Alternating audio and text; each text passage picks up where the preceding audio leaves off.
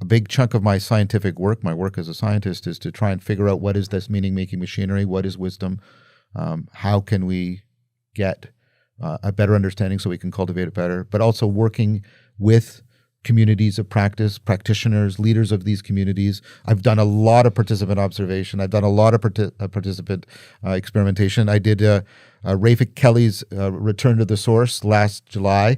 Is that a series? Is that a... you go out, and it's an ecology of practice, evolve, move, play. He's been very influenced first by Jordan Peterson's work, and then more so, more recently, and I think you would say more in depth by my work.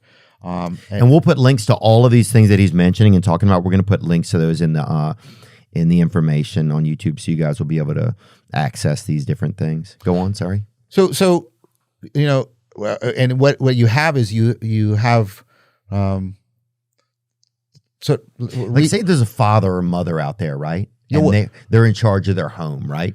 And they want to have a different future. They want their, you know, what do they do? What do they start to do, like as a person or as a leader of a home that can help? Yeah. So good. Here's the answer. Sorry, I'm enthusiastic. Don't misread my energy for like I know. Like I hope I have. No, look, we're waiting, John. Okay, so like, and this comes from work I've done with Nathan Vanderpool and other people. Like I said, I've been in the room virtually or in person with all of the scientists when we're all sat in a room and what is wisdom, and we produced a consensus paper, and then to lots of participant observation, and we got a lot of the leaders of the community together in one room, and we did a bunch of discussion and practice. And I'm going to go to another one next week in France. Same thing, and so what's coming out of it is like there's sort of three dimensions you want to pay attention to. You want to pay attention to view, care, and action. You want to remember that framing. You want to really become aware of how you're framing, and you want to become really aware of that process of how you're assuming and assigning identities. Stop letting all of that go on mindlessly, automatically, reactively. You got to bring it more into your awareness, right? That's view. Care, reciprocal opening. You got to learn how to reciprocally open, how to, what communicate, share information, accept information. Is that what you mean by that? Yeah, but also reciprocally open. You need one of the defining features of wisdom is an ability to take other people's perspective in a way that makes a difference to how you're behaving. I don't understand. So, you and I, right? You can know as a set of facts, John's different. He thinks differently than me. But you can have this kind of moment. Let's say it's not me, where you go, oh, I thought she was angry, but she's actually afraid. You have to cultivate that kind of, Daniel Siegel calls it mindsight, like insight into other people's minds, and not just facts about their mind, but the ability to get their world and where they're coming from so that you can be responsive and responsible to it. You care. And then that automatically, those two, you can now see why they lead to the third thing, action. How are you interacting? And you want to be doing that so you can tune in to connections. How are you connected to yourself? How are you connected to other people? How are you connected to the world? And how are you connected to something ultimate that gives a verticality to your existence? And then you want to cultivate an ecology of practices in 4 domains. We call it DIME. You want dialogical practices, this dialectic into dialogos, and we run workshops on that, and there's a whole bunch. There's circling practices. This is all over the place. So people are trying to get back what's happening between you and I, where it takes on a life of its own. And we both get to a place we couldn't get to on our own, and it's emergent and it's transformative. Yeah. Then you want the imaginal. You have to, remember we talked about the experiment? You have to learn how to properly use your imagination again. Yeah, that's disappearing, huh? It's almost an extinct animal, the imagination. And we've also relegated it to something that where we're looking. I want to compare 2 different senses of imagination. One is the imaginary. This is Henri Corbin. He was a philosopher, and that's like when you picture something in your mind, like picture a sailboat. Yeah. And does it have, are the sails up or down? It's in a shop. Okay, so there you go. Now that's one thing. Now I want you to consider that in comparison to this. So a kid picks up a stick, ties a blanket around them, and says, "I'm Zorro." Mm-hmm. They're not picturing anything in their mind. What they're doing is they're trying to take the perspective and the identity, the stuff we were talking about earlier, of Zorro. They're trying on what it's like to be Zorro in order to see if they can catch any of his virtues. That's serious play. That's what you do in ritual. You do that imaginally augmented awareness. Yeah. So when I'm teaching people Tai Chi, right, and they're novices, and you have to teach them how to inhabit their body differently. You say to them, okay, I want you to imagine you're standing in a shallow river and your knees to your feet are sinking into the mud. You want to have that sinking feeling there. Your knees to your navel are like the flowing water. You want this to feel like flowing water, right? And then from your navel up, this is like the air. You want it to feel as insubstantial as possible.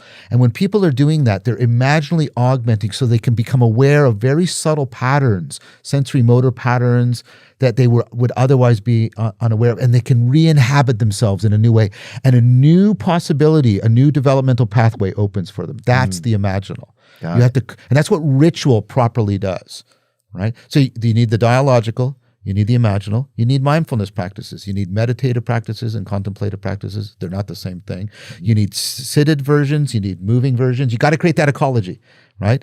And then you need embodiment in practices. You need practices that involve you, right, knowing through your body, being embedded in your environment, negotiating with the world. So Rafe, Kelly, you evolve, move, play. You do parkour in the wilderness. So you get nature connection and you're also moving your body and having it be challenged. So it's not a postcard that you sit back like a Monet painting. Oh, isn't that lovely? I just really like. No, it's challenging you. It's forcing you to transcend. When I was there, I'm like 60 and I'm there with all these 20 somethings, right? And like, right. And I talked about every day you went to the horizon of horror. They're so good at like taking you to this place where it's like, oh, I'm really scared. I made a vow to myself. I said, no matter what it is, there's a couple things I can't do because of my veneers. And I said, other than those things, anything that's presented to me, I'm going to do it. And the more afraid I am, the more I'm going to do it. Oh, yeah. I did that today. I got in the ice. I have an ice bath here and I got in. I didn't really want to, but I was like, I need something. I just want to alter. I just want to challenge my perception today. Yeah. I want to do something I don't want to do. It's something small, but it's like doing that thing that you don't want to do or putting yourself up, just committing to it, you know? Do you think we used to get so much more out of that just in our system? Because if it seems like these things that you're speaking of are things that seem like necessities to our soul, you know? They are. Like nothing seems more thirsty these days than like our soul. Like whatever. There's like I almost can feel this part of underneath me a lot of times just almost like my soul is trying to order like oxycons or something. It's like, dude, what am I even doing here anymore if these are the practices we're doing a lot of times? It's like you can start to feel it feels bored, you know, or it feels like thirsty. That's a better word. It doesn't feel bored, it feels thirsty. Well, thirsty, and but it can vacillate between profound boredom and extreme anxiety. Like, so you get and by the way, thirst, that's the word that's actually used in the Buddhist scriptures for what's usually translated as desire. It's more like thirst and craving. It's not simple desire. Yeah. And that craving, when it's that reciprocal narrowing, it's identifying in a mindless fact. It's all that stuff we talk about. And I like the contrast, and I'm playing around with it in my mind. It's like we have to learn to not thirst because we properly nourish our souls. And when you get people to do these these 3 dimensions, view, care, action, and do DIME, you know, dialogical, imaginal, mindfulness, embodied, embedded, extended, enacted, all that stuff, emotional too, all the E's, right? And they do it not only individually, but collectively, right?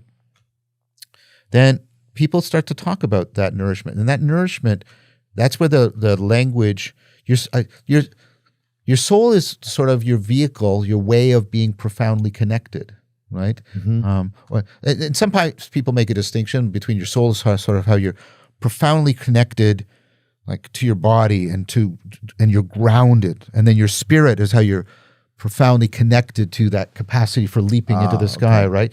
And then yourself is paradoxically how you're profoundly connected to other. We only become selves through other people. If you're raised in isolation, you don't become a self. You don't become a person. We become selves. We become selves by. I'm taking a perspective right now, right? And you're taking a perspective on my perspective. What a kid does, and this is like the Zorro, the imaginal. The kid, imaginally, not imaginatively, but imaginally, right? The kid will try and take on the perspective of the teacher or the parent. That's why, and they'll imitate them, right?